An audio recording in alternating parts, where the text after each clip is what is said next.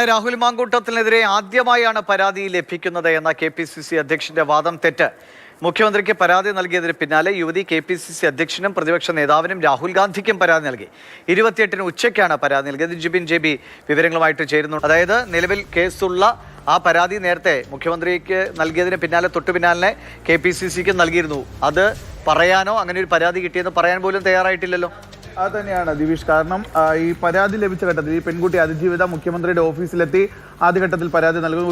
ഒരു ദിവസം ഉച്ചയ്ക്ക് 2 മണിയോട് കൂടിയാണ് മുഖ്യമന്ത്രിയുടെ ഓഫീസിലെത്തി ഈ പെൺകുട്ടി പരാതി നൽകുന്നത്. ഈ പരാതി നൽകിയതിന് പിന്നാലെ തന്നെ ഇതിന്റെ ഒരു പകർപ്പ് KPCC അധ്യക്ഷന്റെ മെയിൽ ID-യിലേക്കും ഈ പെൺകുട്ടി അയച്ചിരുന്നു എന്ന് തെളിയിക്കുന്നതിന്റെ ദൃശ്യങ്ങളാണ്. ആ മെയിൽ അയച്ചതിന്റെ കോപ്പിയാണ് മാതൃഭൂമി ന്യൂസിലൂടെ ഇപ്പോൾ പുറത്തുവിടുന്നത്.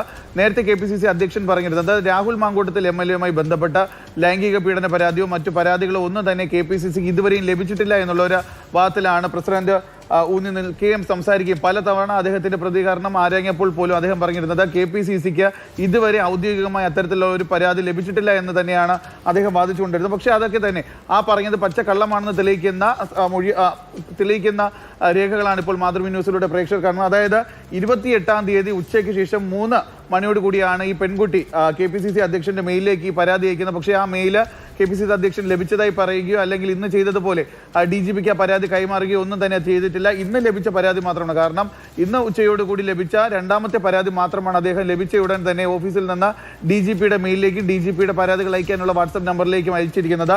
ആദ്യഘട്ടത്തിൽ രാഹുൽ മാങ്കൂട്ടത്തിൽ MLA-ക്കെതിരെ ക്രൂരമായ ബലാത്സംഗ പീഡന പരാതി നൽകിയ ഗർഭചിത്ര പരാതി നൽകിയ പെൺകുട്ടിയുടെ അതിജീവിതയുടെ പരാതി ഇതുവരെയും KPCC മുഖവിലേക്ക് എടുത്തിട്ടില്ല എന്ന് തെളിയിക്കുന്നതാണ് ഈ രേഖകളിൽ നമുക്ക് മനസ്സിലാക്കാൻ സാധിക്കുന്നത്. അതായത് ഈ പരാതി ഉയർന്ന ഘട്ടത്തിൽ KPCC അധ്യക്ഷന്റെ പ്രതികരണം എടുത്ത സമയത്ത് നിലവിൽ ഇതുവരെയും KPCCക്ക് ഒരു പരാതി ലഭിച്ചിട്ടില്ല എന്ന് തന്നെയാണ് അദ്ദേഹം ആ സമയം വരെ പറഞ്ഞുകൊണ്ടിരുന്നത്. അതെല്ലാം തന്നെ പൊളിയുന്നതാണ് ഈ കാണിക്കുന്ന മാതൃഭൂമി ന്യൂസിലൂടെ പ്രേക്ഷകർ കാണുന്ന ഈ ഇമെയിലുള്ളത്. ദിവിഷ്,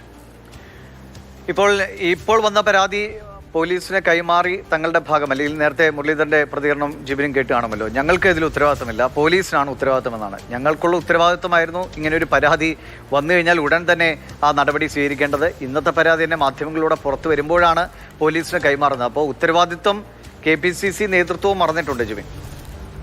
വിഷയം തന്നെയാണ്. കാരണം KPCC അല്ലെങ്കിൽ കോൺഗ്രസിന്റെ നേതൃത്വം ഏറെക്കുറെ പൂർണ്ണമായി രാഹുൽ മാങ്കൂട്ടത്തിൽ MLA കൈയൊഴിയുന്ന ഒരു സാഹചര്യമാണ് നിലവിലുള്ളത്. കാരണം ഇപ്പോൾ മുരളീധരൻ മാത്രമല്ല, മുരളീധരൻ കഴിഞ്ഞ കുറച്ച് ദിവസങ്ങളായി അദ്ദേഹത്തിന്റെ നിലപാട് ആവർത്തിക്കുന്നത് രാഹുൽ പാർട്ടിക്ക് ഒരു ഭാരമായി കഴിഞ്ഞിരിക്കുന്നു എന്ന് തന്നെയാണ് അദ്ദേഹത്തിന്റെ പ്രസ്താവനയിൽ നിന്ന് നമുക്ക് മനസ്സിലാക്കാൻ സാധിക്കുന്നത്. കാരണം പലതവണ പല നേതാക്കന്മാർ, പ്രത്യേകിച്ച് സുധാകരനെ പോലെയുള്ള മുതിർന്ന നേതാക്കന്മാർ പല തവണ രാഹുൽ മാങ്കൂട്ടത്തിനെ വെള്ളപൂശാൻ ശ്രമിച്ചിരുന്നു. പക്ഷേ അതൊന്നും തന്നെ ഇനി നിലനിൽക്കില്ല എന്ന് തെളിയിക്കുന്നതാണ് ഓരോ ദിവസവും പുറത്തു വന്നുകൊണ്ടിരിക്കുന്ന വാർത്തകൾ.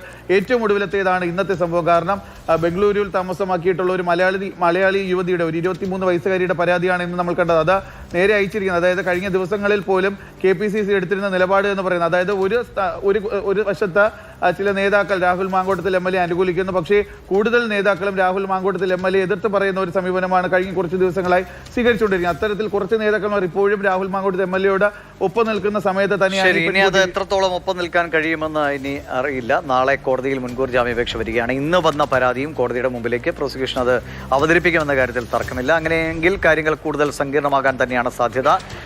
ജനങ്ങൾ തിരഞ്ഞെടുത്ത ഒരു ജനപ്രതിനിധിയാണ് രാഹുൽ മാങ്കൂട്ടത്തിൽ. ഈ നിയമവ്യവസ്ഥയോട് അല്പമെങ്കിലും മര്യാദയുണ്ടെങ്കിൽ എത്രയും വേഗം നിയമ സംവിധാനത്തിന് മുന്നിൽ ഹാജരാവുകയായിരുന്നു രാഹുൽ മാങ്കൂട്ടത്തിൽ വേണ്ടത്. അതല്ലാതെ ഇങ്ങനെ ഒളിച്ചു കളിക്കുകയല്ല. ഇനിയും പരാതികൾ വരുമോ എന്ന് കൂടിയാണ് ഇപ്പോൾ കാത്തിരിക്കുന്നത്.